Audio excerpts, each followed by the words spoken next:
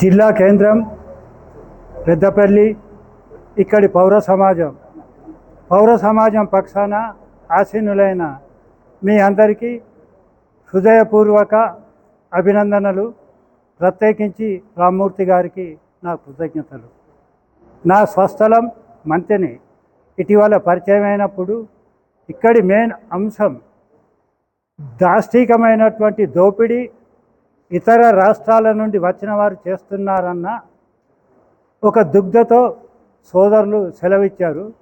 అయితే కేవలం ఈ దాష్టీకం వ్యాపారం అన్నది అణగారిపోయిన వ్యవహారాల లోపల తొక్కిసలాట అన్నది కేవలం పెద్దపల్లి పట్టణానికే కాదు, ప్రతి ఊర్లో ఉంటుంది.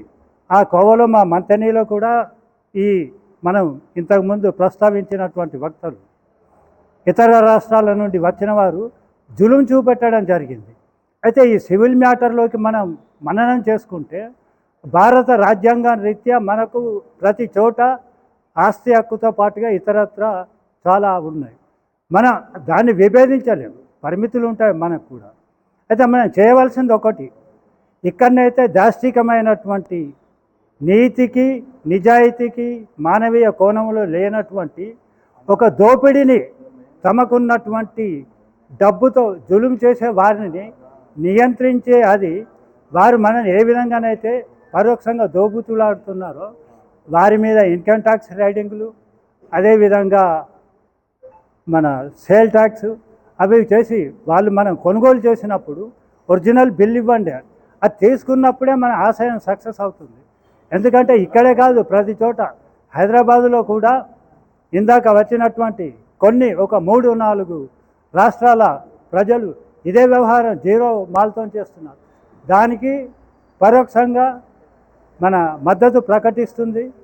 మనం బాహ్యంగా అనకూడదు, కానీ మన ఇక్కడి వ్యవస్థలో ఉన్నటువంటి కొంతమంది స్వార్థపూరితులు మనం మననం చేసుకొని ఇప్పుడు ఉన్నవి 2 అంశాలు.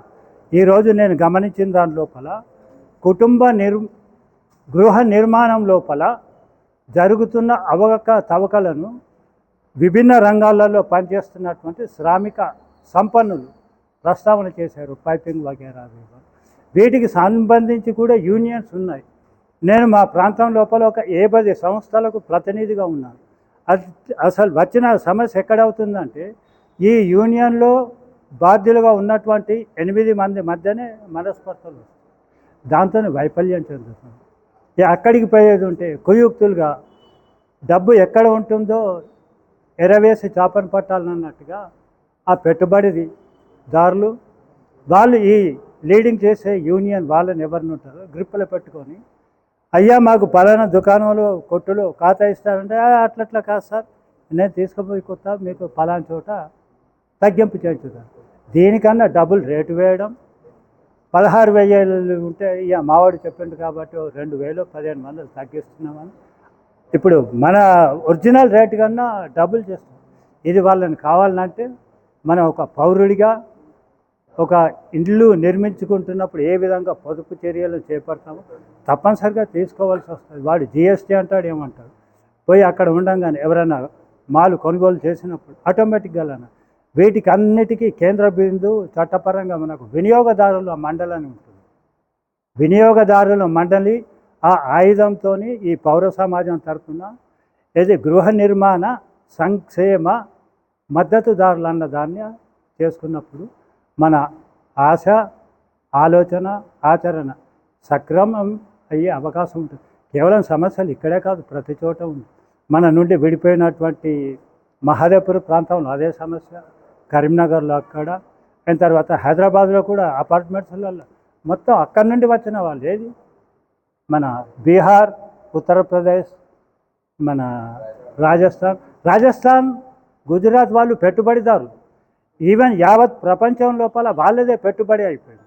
ఒకప్పుడు బ్రిటిష్ వాళ్ళు చేసినటువంటి ఈ పెట్టుబడి హస్తగతం ఇప్పుడు ఆ ఉభయ రాష్ట్రాలకి వాళ్ళకు సానుకూల పరిస్థితులు కొంతకాలం నుండి నడుస్తుంది. ఆ మాలవీయ తెల్లగడ్డ పైన పడుచు పిల్లలను పెట్టుకుని బ్రాండ్ అమ్మిన క్యాలెండర్లు మనం చూస్తుంటాం కదా. ఉదాహరణకి తీసుకోవచ్చు, లక్షల వేల కోట్ల. అది టాపిక్ వేరే అయిపోతుంది. ఇప్పుడు విజ్ఞులైన మీరంతా మీ ప్రసంగాలలో ప్రస్తావించినట్టుగా వాటి మీద ఒక్కొక్క దాని మీద ఒక ఆలోచన ప్రకారం మనం సుసంఘటితంగా ఉన్నప్పుడే అది అవుతుంది.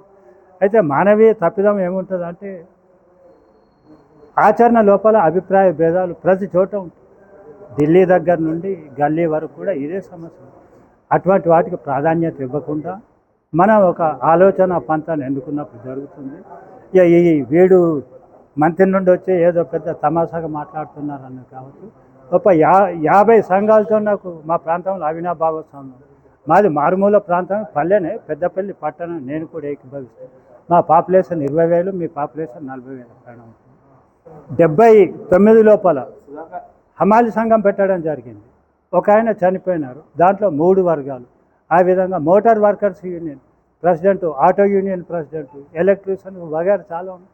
ఆచరణ క్రమం లోపల 4 ఉన్నప్పుడు 3 ఒకవైపు ఒకడు ఫెయిల్ అవుతాం. అటువంటి అవకాశాలు రాకుండా వినియోగదారుల మండలి అని చేసుకుంటూ మనం అడగచ్చు, నువ్వు పలానా వాళ్ళకి బిల్లు ఎందుకు ఇవ్వలేదు, రెడెంట్గా పట్టు ఇవ్వచ్చు. ఒక 2-3 మీద యాక్షన్ కంప్లైంట్ చేసినప్పుడు ప్రతి వాడు అది కాకుండా కానీ ఆ స్థాయికి దిగజారి ఈ పౌర సమాజానికి, ఈ వినియోగదారుల మండలికి ఆలోచన చేయాలని భయభ్రాంతులు అంటే మనం పోలీసు వాళ్ళం కాదు, కొట్టలేం తిట్టలేం, కానీ వీళ్ళ నిఘా అన్నది మన మీద ఉంటుంది అన్న ఒక ఆలోచన ప్రక్రియకు మనం ముందుకు పోయినప్పుడు వస్తుంది. తెలిసిందో తెలియకుండా మన బ్రదర్ అన్నారు సీనియర్ జర్నలిస్ట్ అని, కరెక్టే. అప్పుడెప్పుడు 81లో ఇక్కడ నుండి గోనె ప్రకాశ్రావు గారు పోటీ చేసినప్పుడు, ఇది కాన్స్టిట్యున్సీ వైడ్గా ఉన్నప్పుడు దాదాపు చాలా రంగాలలో చేశారు. ఆ గోకుడు, ఆ దురద, ఆ అభిరుచి ఉన్నది కాబట్టి అన్న రావా అంటే వచ్చాను. మరి చాలామంది నాకు పరిచయం లేరు. మీ అందరికీ హృదయపూర్వక నిండు మనసుతో కృతజ్ఞతలు తెలుపుకుంటూ, మీరు చేసే ఆలోచన ప్రక్రియకు అనుసంధానంగా మంతని ప్రాంతంలో కూడా ఒక సభ ఆర్గనైజ్ చేశారు. ఇక్కడ చేసే నిర్ణయానికి జిల్లా కేంద్రంలో మీరు పెద్దలు, ఆ ప్రాంతంలో నేను, అదేవిధంగా సమస్య రాకుండా ఉంటే జిల్లా స్థాయి కమిటీ అవి ఇవన్నీ ఉంటే మనకు కొంచెం బలం ఉంటుంది వాస్తవానికి. అవి అయితే స్వచ్ఛందంగా అన్నది మొత్తం మంది ఇల్లు కట్టుకున్నవాడు, ఇంటి పునాది తవ్వినవాడు. అయితే ఇక్కడ దోపిడీ వీళ్ళ మధ్య లేదు, వ్యాపార ధోరణి మీదనే మందరి ఆవేదన. నాగుంబావులం కాదు పోయి కాటేయటానికి, మనకు కూడా కాళ్ళు చేతులు ఇది ఉంటుంది కాబట్టి ఓపికే ఊపిరిగా అన్నది ముందుకేగే వారిలో నేనొక శ్రామికుడిగా మీకు అందుబాటులో ఉంటానని మరోమారు హృదయపూర్వకంగా నిండు మనసులో తెలుసుకుంటున్నాను. పాత్రికేయ సోదరులకు కూడా కృతజ్ఞతలు.